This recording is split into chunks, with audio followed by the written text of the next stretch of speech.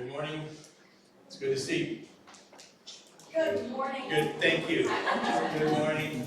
It's good to see you all. We are on Genesis chapter 37, and we are nearing the end of the book.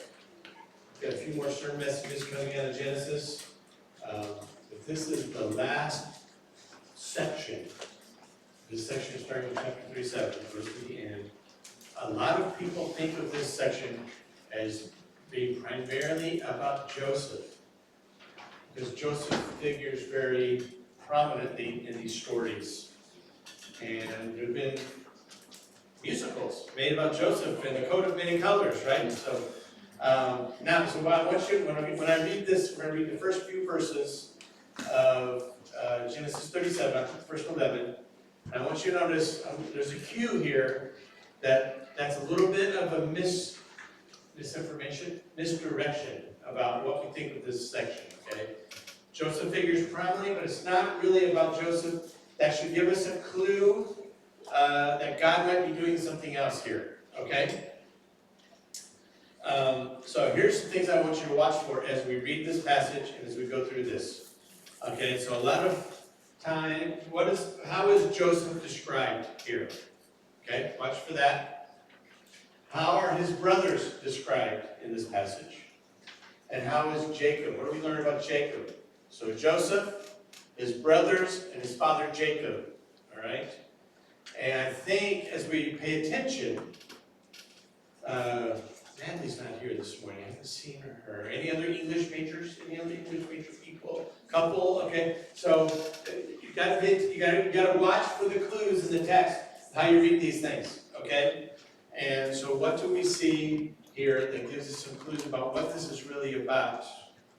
Okay, so your ears should be picking up. This is not really about Joseph. So I just want to give you a warning. I hope this doesn't, if you like me and you're old and you grew up going to VBS, Vacation Bible School, and Sunday school, and you saw flannel graphs and the Bible stories about Joseph, it may not have been quite that way if you read this carefully, all right? Just give you a warning and a heads up.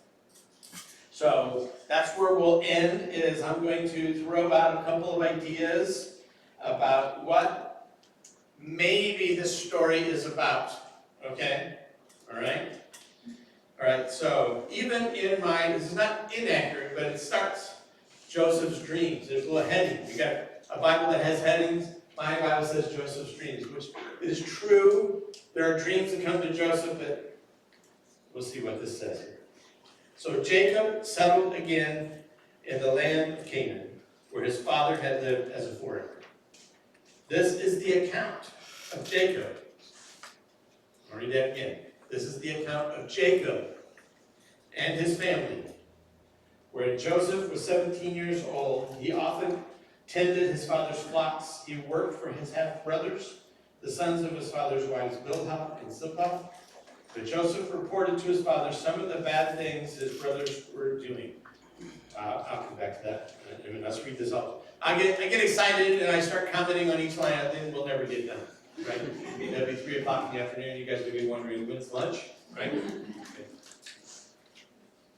Jacob loved Joseph more than any of his other children, because Joseph had been born to him in his old age. So one day, Jacob had a special gift made for Joseph, a beautiful robe. But his brothers hated Joseph because their father loved him more than the rest of them. They couldn't say a kind word to him.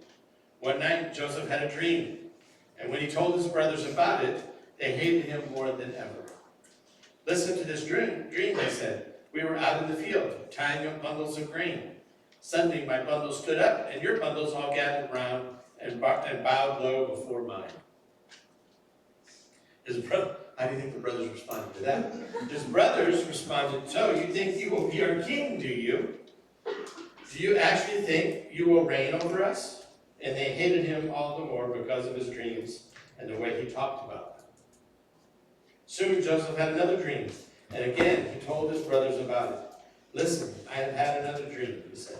The sun, moon, and 11 stars bowed low before me. This time he told the dream to his father as well as to his brothers. But his father scolded him. What kind of dream is that? He'd ask. Will your mother and I and your brothers actually come and bow to the ground before you? While his brothers were jealous of Joseph, his father wondered what the dreams meant. Okay? So, all right, so what's going on here? Okay, so we don't have time to go through all this. I just want to give you a heads up. This is a two-part sermon. Okay, and I wish I could tell you that next week is part 2, but Caleb is preaching the next 2 Sundays. So the Sunday before Thanksgiving, I'm going to give you part 2. So this is a teaser sermon.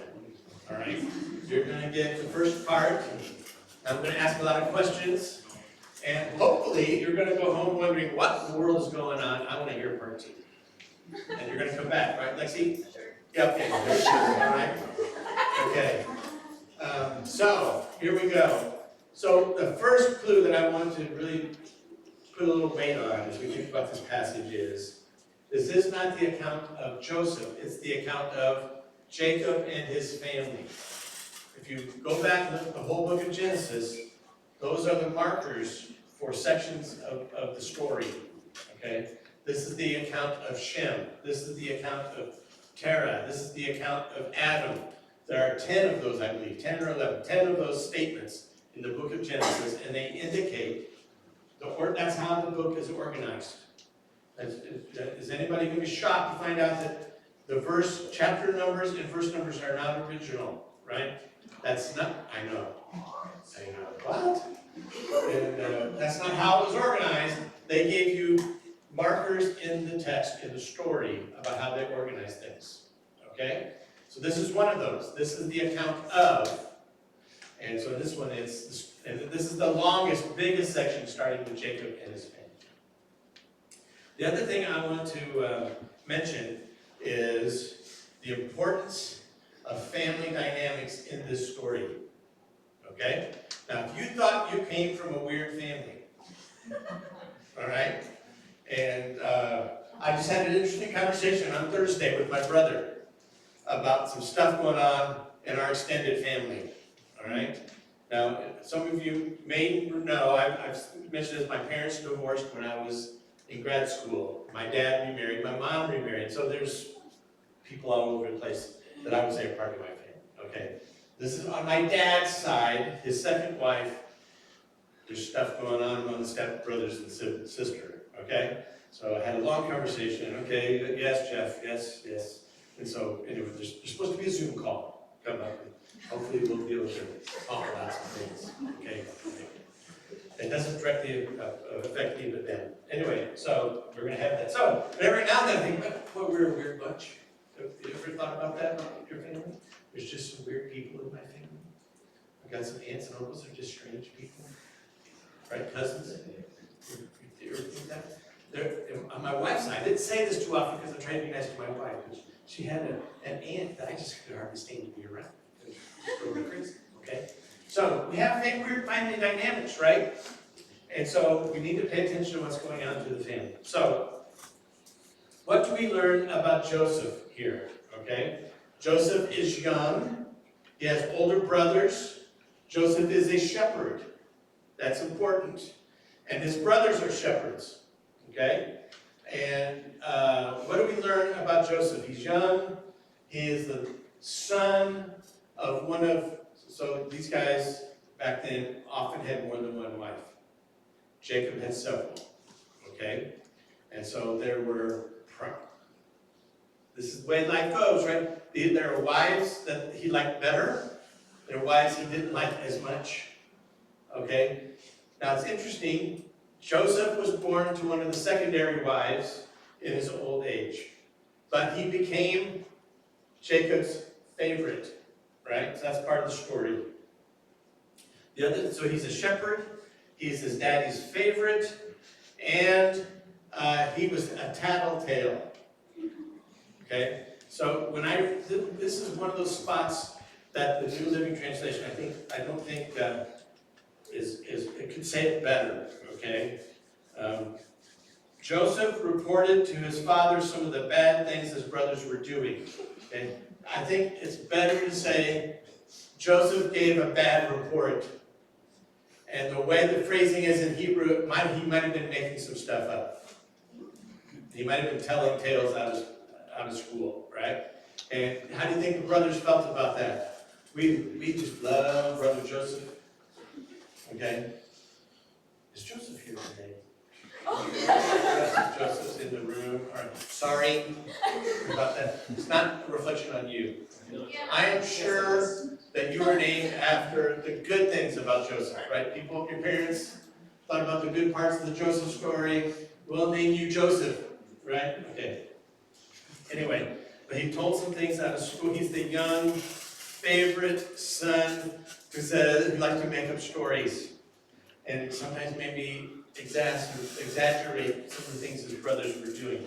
Do you ever have either friends who might do that at school or members of your family? You should see what Caitlin's doing. Did anybody ever do that at your house? Yeah. Yes, okay, all right. So anyway, so that's Joseph, right? And his dad's favorite, and his brothers are not happy, okay? Now, in the midst of this, he's the youngest son, he's the favorite, he tells stories. What does Dad do? He makes him a special coat. Makes him a special coat. We are not exactly sure what this coat looked like, but it marked him off, right, as Dad's favorite. Okay, so whatever that might be in your family, right, you get a special gift from Mom or Dad that nobody else gets, right? I don't know what that could be. A trip, special privileges. You don't have to do certain chores, maybe, right? Because you're the favored one, the golden child, right? So that's Joseph and his father, all right? So, into this mix then, God has a sense of humor about how he does things, all right? So God chooses to communicate some things about himself and the future to Joseph, the favorite child, right? Through dreams.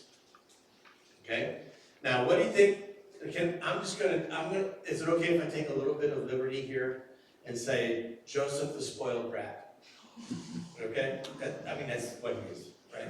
Joseph the spoiled brat, and God so in the Bible, when people get dreams like this, it's understood as part of the story that this is a communication from God. This is not just Joseph the daydreamer making up stuff on his own. All right, it's assumed. So as the narrator tells the story, and you're the reader or listener, you're going, "Oh, this is from God. We got to pay attention to what's going on here." Okay, so he gets a couple of dreams. The first dream is setting in a field, and there are sheaves of grain that are being bundled, harvested, and one of them stands up, the others bow before it. Okay. Now, what do you think Joseph the spoiled, what's his interpretation of the dream? Joseph the spoiled brat thinks, now remember, this is Joseph's interpretation. This is not God saying, this is your sheep, but it's Joseph's interpretation. Mine stood up, and yours bowed before me. Okay? I just have this picture. Look, I had a dream from God, and you guys are going to bow down. I'm going to reign over you. Okay?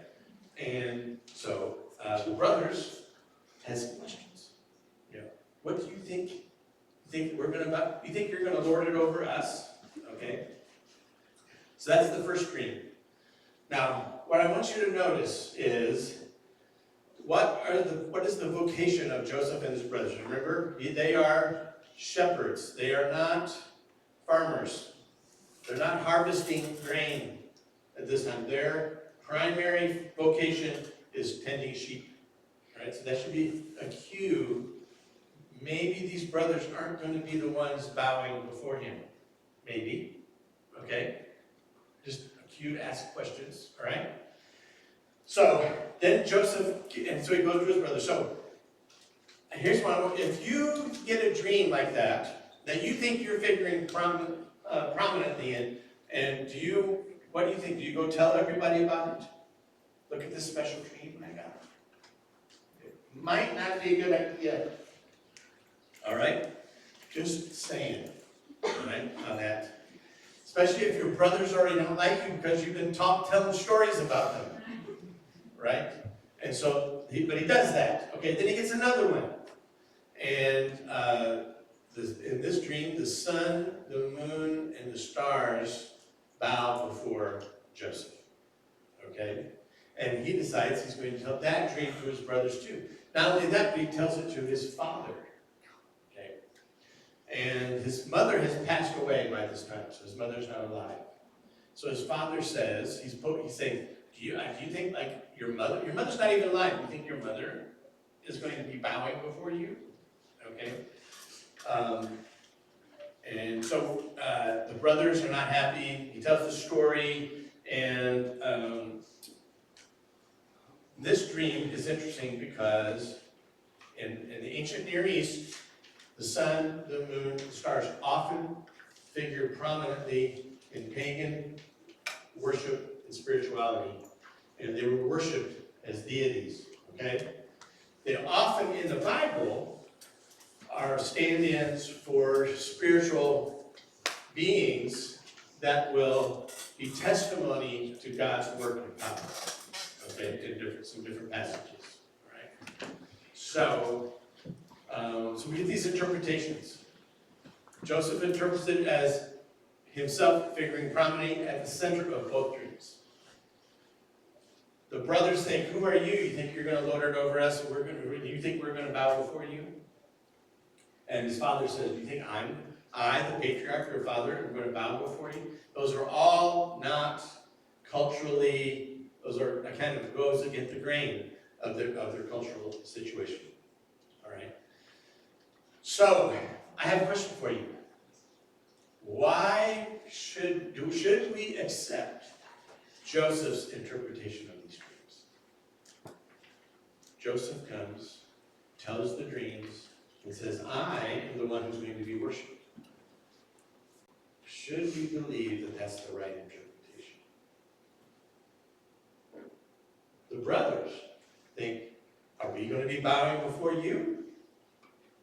We don't like you." Should we accept the brothers' interpretation of the dream, that this is what's going on? I'm just asking these questions because they kind of came to me as I was thinking about this week. Should we accept the interpretation of Jacob? Right? Is this the right interpretation? How do we know? Right? Okay. So we're early in this section of the chapter. Just the first 11 verses starting with chapter 37.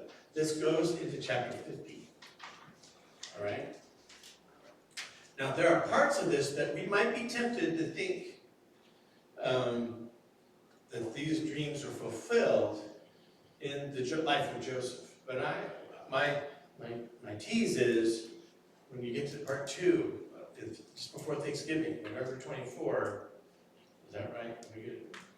Today's the 3rd, 10th, 17th, 20th, yes, 24th, right? That maybe this is partial but not full fulfillment of both of these dreams, okay? Because we're going to see at the end, Joseph's brothers do bow before him, because he's an official in Egypt at that time. But we're a long way from getting to that, okay? So I'm just asking the question, all right? The first clue is maybe our attention should be focused so much on Joseph as we should have on maybe Jacob. So this is a story about Jacob. At the end of the story, just to give you another tease, Jacob gives some blessings. And I think there's an important thing that we see in Jacob's blessings. Okay? All right? He's the patriarch. This is the story of Jacob and his family. What does Jacob say in his blessing? You're going to have to either read the whole thing now or wait for 3 weeks until I give this next message. Okay? So that's where we go. All right? So those dreams happen. Okay, so what is the meaning of those dreams? So I think I'm going to just say, I think that they are about things God plans to do in the future that involve land and sheaves. And they also involve people who worship the sun, moon, and stars coming into God's plan and economy, okay? I think there's some clues there about what God's planning to do. Joseph has a place to play in that, all right? Okay, so I'm just asking those questions right now. So what happens next in the story, and we don't have time to go into great detail about this. Some of this we'll cover in 3 weeks. But, so the next part of the story is, you keep reading in the next verses, Jacob decides to find out what's going on with his sons who are out tending field. So he sends Joseph to check up on his brothers. So he sends the younger bratty son, who's been telling tales out of school, to check up on the brothers. And I'm sure the brothers are happy to see Jacob walking up, right, when he comes. Guess what Joseph decides to wear out to the field to see his brothers tending the sheep? He wears his special coat. Now, if I'm going to be working in the field, I don't get out my best jacket to go work in the field tending sheep. I'm just saying, right? So Joseph doesn't help himself here, right? He goes out to talk to his brothers. He's wearing the special coat, and they decide to kill him. That's what they decide to do, all right? Now, a couple of the brothers say, maybe we shouldn't do that, all right? And so what they decide to do is throw him in an empty cistern, and they take the special coat, they kill a goat, they dip the coat in goat's blood, and then they take the coat back to show to their father that bad things happened to Joseph. Okay, now, I'm going to come back to that in a second, because I have some questions about this killing, all right? But what happens then, instead of killing him, they throw him in the cistern, and then some traders come by who are on their way to Egypt. They sell Joseph, instead of, why kill him? We can make some money off of our brother. So they sell him, the traders take him into Egypt, and he becomes a slave, and he becomes a servant, a high official to Pharaoh. That's in 3 weeks, we'll tell more of that story, but that's what happens. Along the way, he interprets some dreams. I think Joseph, through this experience, learned some things. He is no longer the young brat by the time we get to the end of the story. Okay? The other person in which this happens to, there's transformation, is Judah. Judah, one of the brothers, it is his idea to sell Joseph to the traders. Okay, Reuben agreed with throwing him in the pit, but he was planning to circle back later and rescue him and take him back to his father secretly, quietly. He had enough sense that this probably is not a good plan. Let's not kill our brother. Okay? All right. So now, something I think is interesting. I just wonder about Jacob. He gets the coat, and the story is a wild animal has torn your son in pieces. But if Joseph is wearing the coat when the wild animals attack him, I would think that the coat would be damaged. I'm not sure that it's torn up. I think they just dipped it in blood. I don't think they were very smart about this. And at the end of our section, it says Jacob he wondered exactly what was going on here. Okay, well, all right. I just don't think that these guys are very smart on either side. Okay, and they make some dumb decisions. All right. So, all right. So what's going on here? I want to give you one more clue about what is going on, and that is actually in Matthew. So if you go to Matthew, and there's two statements Matthew makes that may lead us to think differently about what is going on. This is in the beginning of the Gospel of Matthew. This section of Scripture comes up twice. All right? Get my. All right. So first, in Matthew chapter 1, this is a genealogy. And it's in Matthew chapter 1, verse 3. It says, Judah was the father of Perez and Zerah, whose mother was Tamar. Okay? And so Judah and Tamar figure prominently in the genealogy of Jesus. Right? The next chapter, Genesis 38, tells the story of Judah and Tamar, which we're going to summarize real quick in just a moment. Okay, so wait a minute. So as soon as we see Judah in this story and the part he plays, we should have little our spidey sense should be going off.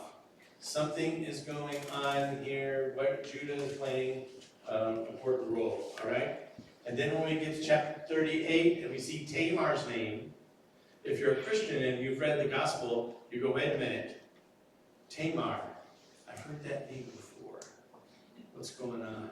Okay, so we're going to mention that in just a second. And then if you go to chapter 2, verses 14 and 15, I believe. Let me look here. Yes. So this is when Joseph and Mary flee to Egypt with baby Jesus after he's born. Start in verse 13. After the wise men were gone, an angel of the Lord appeared to Joseph in a dream. Go up, flee to where? Egypt. Flee to Egypt with the child and his mother. The angel says, stay there until I tell you to return, because Herod is going to search for the child to kill him. That night Joseph left for Egypt with the child and Mary his mother, and they stayed there till Herod's death. This fulfilled what the Lord had spoken through the prophet, I have called my son out of Egypt. Or out of Egypt I have called my son. So, the Israelites need to get to Egypt, right? And out of Egypt, my son is called, all right? Those are clues that this is more about the Messiah than it is about Joseph. Okay? So what is God doing in this story? He is sending his people into Egypt to preserve them because there's a famine coming, and he's going to bring them out at some point. Okay? And so the son refers to Israel as a son, as a nation, but it also refers to the Messiah as a son. That's a whole other message. We're not going to get into that. But that's the other clue, is these two statements in Matthew. All right? Genesis, the next chapter, Genesis 38. Let me do this real quick. I think I've got time to do this. Judah. So it looks like you're reading along. You get the story of Joseph. And then chapter 38, you get this story about Judah and his daughter-in-law, Tamar. And it kind of, if you're not reading carefully, you might think, oh, this is like somebody inserted this in here. It doesn't fit the narrative. What's going on? All right? Well, what's going on is Judah plays an important role at the end of the cycle of stories, and we need to learn some more things about Judah, and we need to learn some things about what God is planning to do. All right? So what happens is Judah leaves his family. He goes and finds a wife among the Canaanites, and they have 3 sons. The 3 sons, which I'm not going to remember their names right now, but that's not important. The first 2 are wicked and evil. God kills them. Yikes. Okay, right? Strike the fear of God into you, right? Okay, you don't do things right, God kills you. So that leaves Tamar without a husband and without a child. And in that culture, if you're a woman who's a widow without a child, you are nothing. Yeah, nothing. You're a dishonor to your family. The only way you make money, have a living, is to be a temple prostitute. Bad things for Tamar. Okay. The Jews have a tradition of, okay, if your brother dies early and doesn't provide a child through this woman, your brother will come and have relations with you so that you have a son who will take care of you. You don't look like you're happy about this arrangement. Do you know Adrian's brothers or something? Is there something?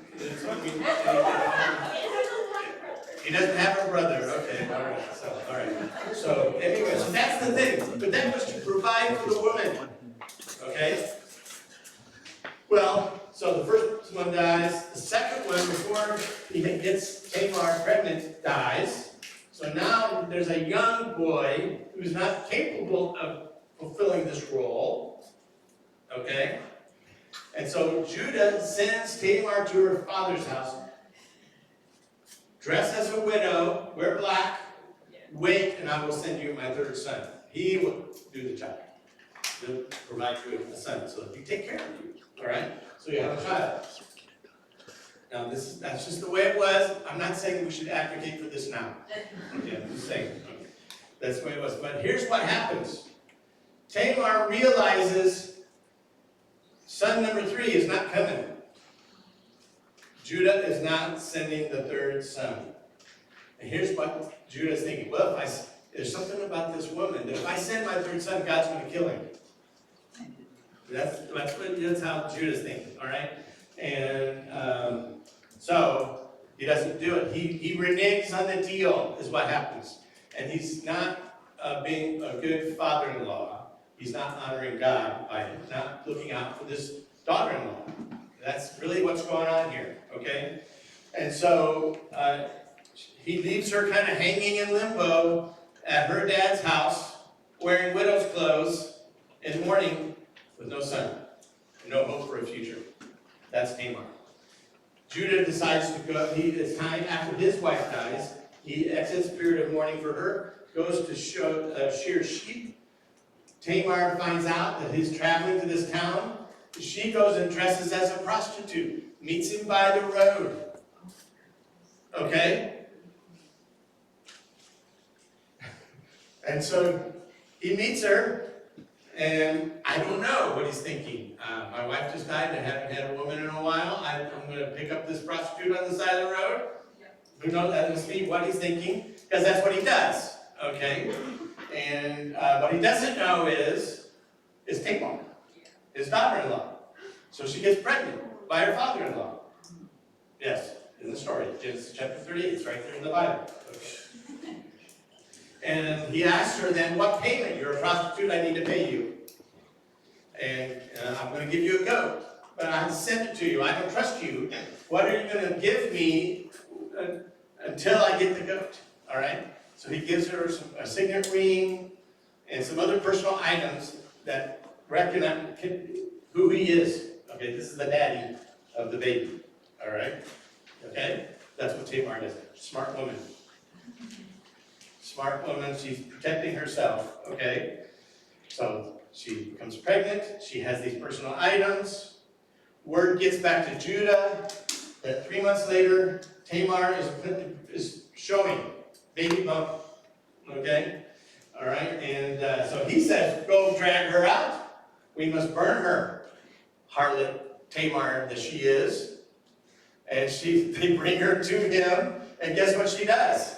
She produces the ring and the other personal items. I am pregnant by the man who owns these things. And here's what Judah says. Judah says, you are more righteous than I. You are more righteous than I. And he lets her live. And she bears 2 children, twins, who figure in Jesus' ancestry. Perez produces Boaz, I believe. Ruth marries Boaz. They figure in the line of Jesus. Okay. In other words, God works in spite of our stupidity. He had a plan to produce Jesus, bring the Messiah, and even though Jacob did dumb things, Joseph does dumb things, Judah does dumb things, God works his plan. God is working to bring the Messiah, and he's got it figured out, and that's the real storyline that's running through all of this till we get to the birth of Jesus in Matthew. Okay. Ready? So those are the clues. We know kind of the names. That's why the story is there, Genesis 38. And it also tells us this is not really about Joseph being worshipped. I suspect it's about the Messiah being worshipped. So this is about Jesus and Judah, and God's plan to use Judah to bring Jesus to us. Now, This gives us, I think this gives us hope. Is there anybody else in the room that's done or said something really dumb? Yes. Okay. I'm going to raise both hands. Because I know, And Lynn's not here to tell you some of the dumb things I've said or done. Okay.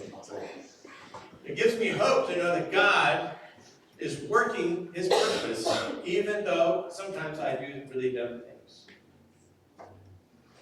And he gives us these stories to help us, I think, hone our antenna, focus our antenna on to watch what is it that God is doing. All right. So when we see these dreams, the question should not be, where does Joseph fit in this dream? The question becomes, what is God doing? What is he communicating in this dream? So I'm going to close with this. All right. So I'm going to say the two dreams represent, I think, the devotion of the Israelites to the Messiah. So you got 11 brothers, there's 12 of them, the Messiah comes through one, the 11 will end up worshiping the one Messiah. That's the sheaves. Okay? Then the sun, moon, and the stars represent all of us who are not Jews. All of us who come out of pagan, non-Jewish worship. We will bow down before Jesus as our Lord and our Savior. That's the hope, and that's the invitation. This is not a story just for the Jewish people. But this is a story that gives hope for all people who are either in ignorance or in pagan worship.